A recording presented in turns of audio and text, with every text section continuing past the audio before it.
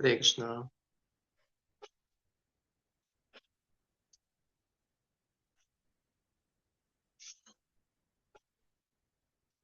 जप हो गया। ओम अज्ञानतिमिरन्धस्य ज्ञानाञ्जनशलाकया चक्षुरुन्मिलितं येन तस्मै श्रीगुरवे नमः। श्रीचैतन्यमनोभीष्टं स्थापितं येन भूतले स्वयं रूप कदा मह्यं ददाति स्वपदान्तिकम्।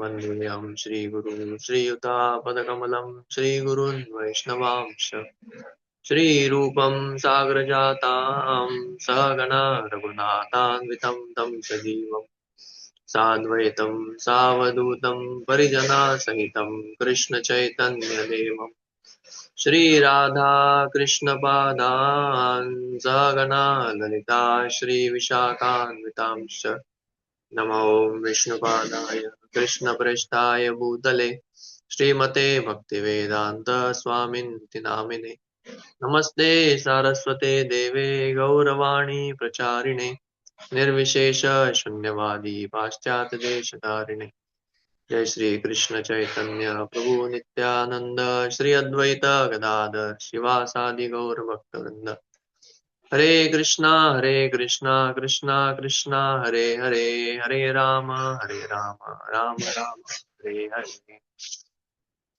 हरे कृष्णा। तो आप सभी का बहुत बहुत स्वागत है आज के मॉर्निंग प्रोग्राम में। तो आज हम एक चैतन्य महाप्रभु का जो शिक्षा है श्री रूप गोस्वामी को, उसमें से एक छोटा सा भाग लेंगे।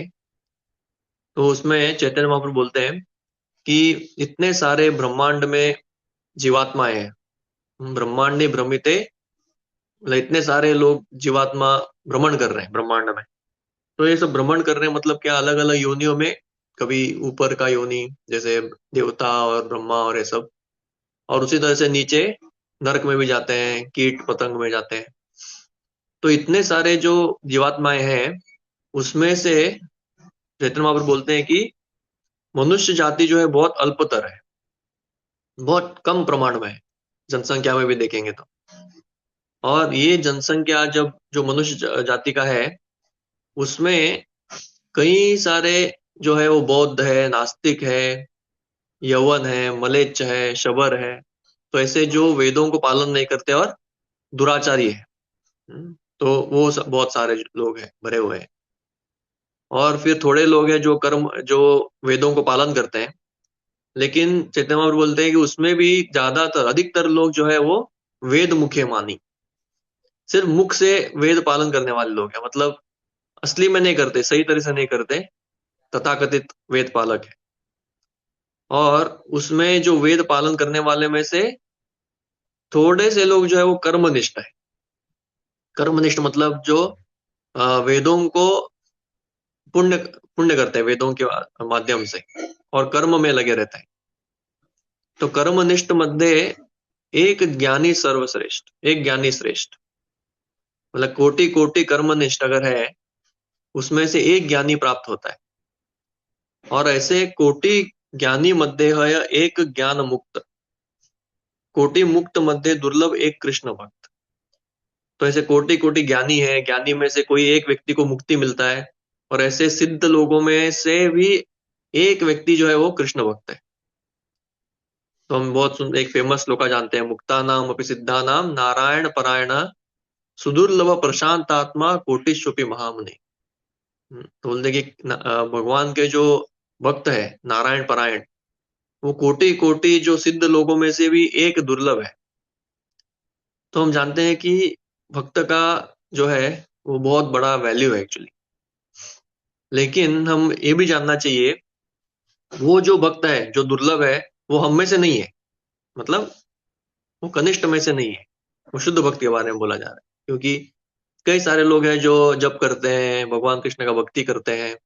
भारत में तो कई लोग हैं, थोड़े इस्कॉन से भी जुड़े हैं, थोड़े इस्कॉन से न जुड़े हुए ये भी भक्ति कर रहे हैं।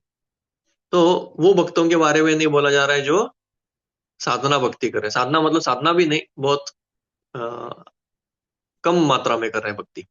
ये शुद्ध भक्ति के बारे में बोला जा रहा है। तो हम सभी का इच्छा होना चाहिए कि हम भी एक ना एक दिन क्या बने, शुद्ध भक्त बने, भगवान को बहुत अच्छी तरह से भक्ति करें। अब इसका जो शुरुआत है वो बहुत इंपॉर्टेंट है, कैसे करना है।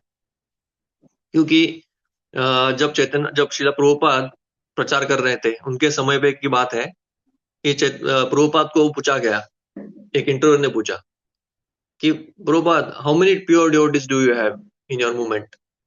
आपके संस्था में कितने शुद्ध भक्त हैं?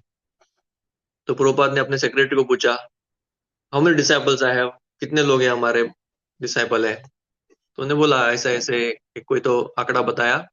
तो प्रभुपाद ने बोला, yes we have so many pure devotees. मतलब जो भी प्रभुपाद के शिष्य थे उनको उन्होंने क्या बोला? शुद्ध भक्त बोला। तो इसका मतलब उस समय का बात है, कब जब क्या था, प्रभुपाद ने जब शुरुआत किया तो प्रभुपाद के जो शिष्य थे वो सभी फुल टाइम डिवोटीज थे। एक तरह से फुल टाइम मतलब पूर्ण रूप से प्रभुपाद को शरणागत थे। तो भगवान को शरणागत जाना और गुरु को शरणागत जाना, इसमें कोई अंतर नहीं है। सर्वधर्मान परित्यज्य मामेकम शरणम व्रज, तो वो पालन हो रहा था। क्यों? क्योंकि वो पूर्ण रूप से भगवान की भक्ति में ही लगे थे। मतलब प्रचार कार्य में लगे थे, बुक डिस्ट्रीब्यूशन में लगे थे, और भी कई सारे उनके सब भक्ति के कार्य थे। और सभी कार्यों का जो फल था वो किसको जा रहा था? प्रभुपाद को जा रहा था, और प्रभुपाद के माध्यम से भगवान कृष्ण को जा रहा था। तो वो व्यक्ति जो 24 घंटे भगवान की सेवा में लगा है गुरु के आदेश के अंडर, वो शुद्ध भक्त है। लेकिन हमारा वो स्थिति नहीं है। अभी जैसे हम आगे गए, इस्कॉन बढ़ रहा है, तो हम सभी क्या कर रहे हैं? हम सभी फुल टाइम नहीं कर पा रहे हैं। मतलब जो भी हम जॉब करते हैं, बहुत सारे अलग अलग चीजें करते हैं जो शुद्ध भक्ति के दायरे में नहीं आते, जैसे पैसा कमाना, नौकरी करना, ये सब। लेकिन इसको भी भक्ति के दायरे में लाया जा सकता है अगर हम वो प्रोसीजर जानते हैं तो। हम्म? और इसके बारे में जो भगवान भगवत गीता में 6 अध्याय में बहुत डिटेल में चर्चा करते हैं। अगर हम जानते हैं कि भगवत गीता में सबसे बहुत सारा बार भगवान कुछ चर्चा कर रहे हैं, तो किसके बारे में है? कर्म के बारे में। भगवत गीता में 5 मुख्य अध्याय है ना, 5 मुख्य टॉपिक है। प्रकृति, जीव, काल, ईश्वर, कर्म। इसमें से कर्म बहुत इंपॉर्टेंट है हमारे लिए, क्योंकि बाकी 4 चीजें तो फिक्स है, लेकिन कर्म जो है वो हमारे हाथ में है, और हम उसको जैसे चाहिए वैसा यूज कर सकते हैं। इधर वो हमारे भोग के लिए लगा सकते हैं, या हम क्या कर सकते हैं? भगवान को दे सकते हैं। इसलिए जो कर्म है, वो कर्म, वो हमको कैसे यूज करना है वो बहुत इंपॉर्टेंट है। भगवद गीता का यही हमारा टीचिंग है। तो एक चीज भगवद गीता में बहुत क्लियर है, अगर हम सभी अच्छे तरह से भगवद गीता पढ़े हैं, लेकिन हम इसको ऊपर ध्यान नहीं देते।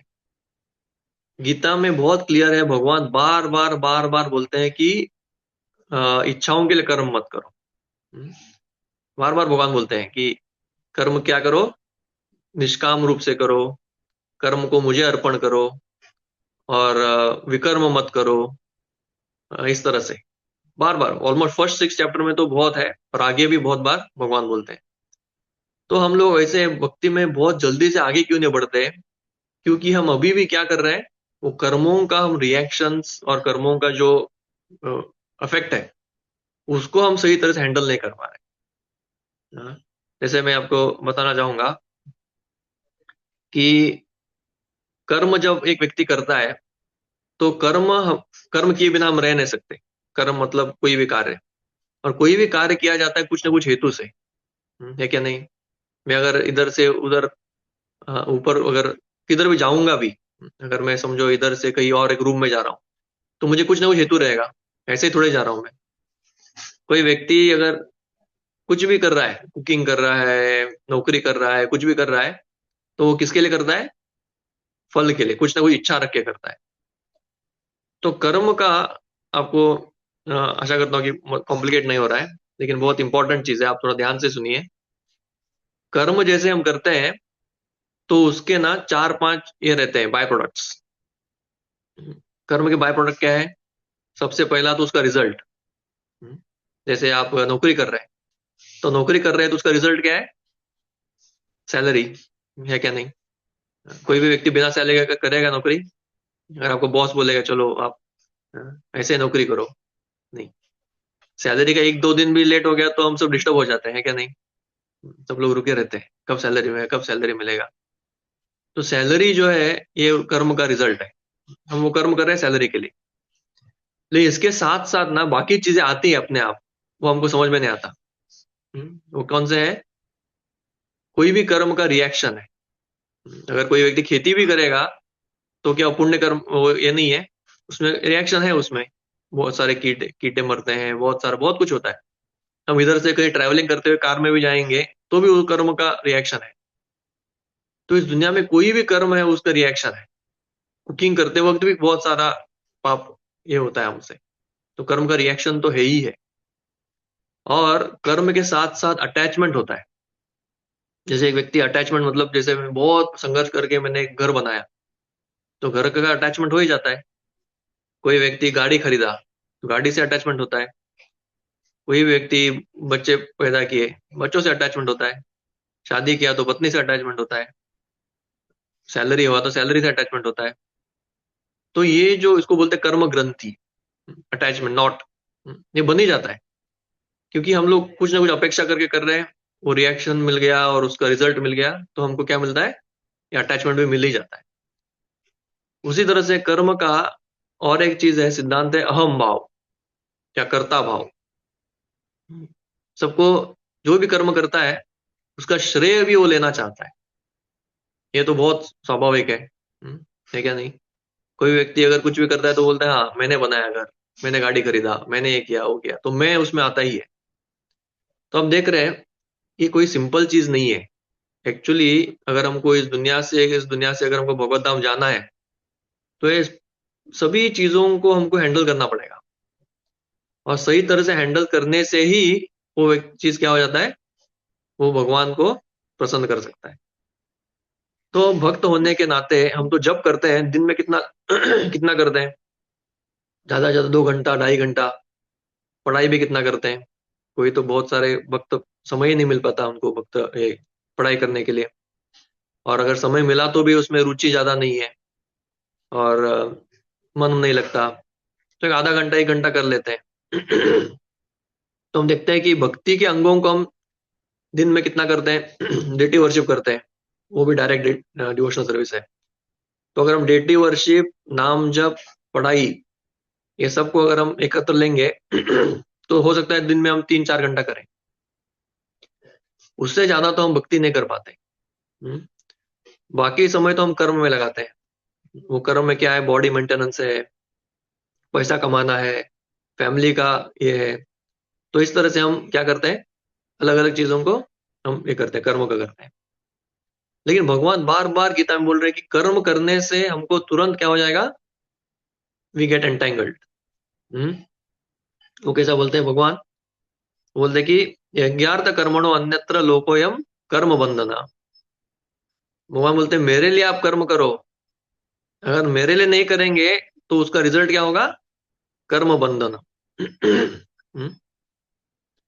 तो जो भी कर्म हम कर रहे हैं उसका हम आगे अगले कभी टॉपिक में लेंगे, अभी हमारे पास समय नहीं है।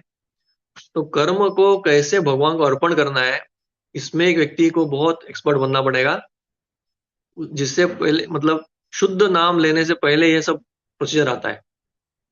इसलिए जीव गोस्वामी बोलते हैं कि एक व्यक्ति नाम जप और श्रवण करे, लेकिन उसको अटैचमेंट से हृदय में बहुत सारे, तो ये प्रवेश नहीं कर पाते अंदर। दवाई जो है वो अंदर ही नहीं जाता, क्योंकि जो अटैचमेंट है हमारे, वो उसको क्या कर देता है? वो उसको अंदर आने से रोक देता है। और भगवान हृदय में जो शुद्धिकरण करना है वो नहीं करते। तो भागवतम में भी श्री नारद मुनि बोलते हैं, नैष्कर्म्यम अपि अच्युत भाव वर्जितम न शोभते ज्ञानम अलम निरंजनम। अभी सुनिए आगे, कुतः पुनः शाश्वत अभद्रम ईश्वरे न चार्पित कर्मम यद्यपि अकारणम। ये बहुत इंपॉर्टेंट श्लोक है हमारे लिए, स्पेशली जो बाहर काम कर रहे हैं या जॉब जॉब में लगे हैं और जो भी कर रहे हैं, ये श्लोका को बहुत पढ़ाई करना पड़ेगा। क्योंकि इसमें श्री नारद मुनि क्या बोल रहे हैं? न च अर्पित कर्म, मतलब भगवान को अर्पण नहीं किया हुआ कर्म, वो क्या है? अभद्रम ईश्वर है, अभद्र है वो, इनऑस्पिशियस है। उसका रिजल्ट क्या आएगा? कुछ नहीं आएगा उसका result. It is ultimately going to cause bondage. तो भगवान को हम कैसे अर्पण करना है कर्मों को, ये बहुत बड़ा टॉपिक है। ये गीता का मेन उद्देश्य है। गीता का मेन टॉपिक यही है। बार बार अर्जुन वही प्रश्न पूछ रहे हैं, भगवान मैं क्या करूं, अभी वैराग्य लूं या कर्म करूं, या कर्म कैसे करूं।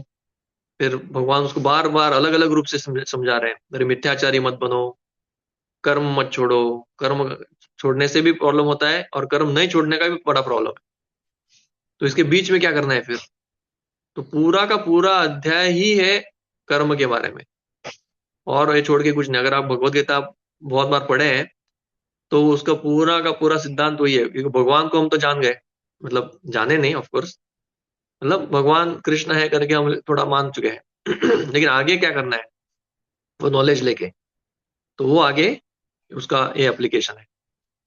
तो कर्म जो है उसको कैसे ये करना है, अर्पण करना है, सब भगवदगीता में बहुत इसमें बोला है। दो श्लोका तो बहुत मुख्य है, यद करोसि यद अस्नासि यद जुहोसि ददासि यत्। जो आप करते हैं, जो आप खाते हैं, जो भी आप करते हैं, तपस्या करते हैं, वो सभी मुझे अर्पण करो, क्योंकि मैं भोगता हूं। तो जो व्यक्ति कर्म अच्छी तरह से नहीं करता, एक तो कर्म भी कैसे करना है वो बहुत बड़ा टॉपिक है, कि दुष्कर्म नहीं करना है, विकर्म नहीं करना है, रजोगुणी तमोगुणी कर्म नहीं करना है, तो वो कर्म का अलग टॉपिक है।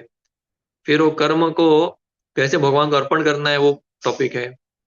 और दूसरा चीज है कि ये कर्म को अगर अर्पण नहीं किया तो हृदय शुद्ध नहीं होता, अंतकरण शुद्ध नहीं होता, क्योंकि अंतकरण में अटैचमेंट और कर्ता भाव, ये बहुत बड़ा मेन ये है। रिएक्शंस तो है ही, which हम बोलेंगे तो रिएक्शन मुझे नहीं लगता, नहीं, भक्तों को भी अगर हम सही तरह से कर्म नहीं करें तो उसका रिएक्शन भी आता है।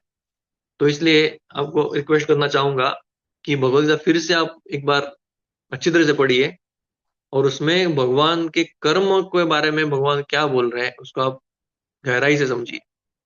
और सिर्फ समझने से नहीं होता, उसको अपने जीवन में उतारना पड़ेगा। और जैसे हम जीवन में उतारेंगे तो हमको इस बहुत जल्दी से हमको अंतःकरण शुद्धिकरण करने का हमको समझ में आ जाएगा। नहीं तो 20 साल 30 साल 40 साल जपा करेंगे, और हो सकता है हम मतलब आपको अगले जन्म में फिर से आना पड़ेगा भक्त बन के ही, तभी भी नहीं सीखेंगे, और उसके बाद फिर से आके फिर से नहीं सीखेंगे तो वो नहीं होगा। तो शुद्ध नाम लेने से पहले ये चीजें भी बहुत बहुत मायने रखते हैं। तो बहुत बहुत धन्यवाद आप सभी को। आशा करते हैं कि कुछ इसका वैल्यू मिला, क्योंकि तो टेक्निकल ज्यादा था, लेकिन ये चर्चा करना भी बहुत इंपॉर्टेंट है। हरे कृष्णा। वाञ्छाकल्पतरुश्च कृपा सिन्धुभ्यो वैष्णवेभ्यो नमो।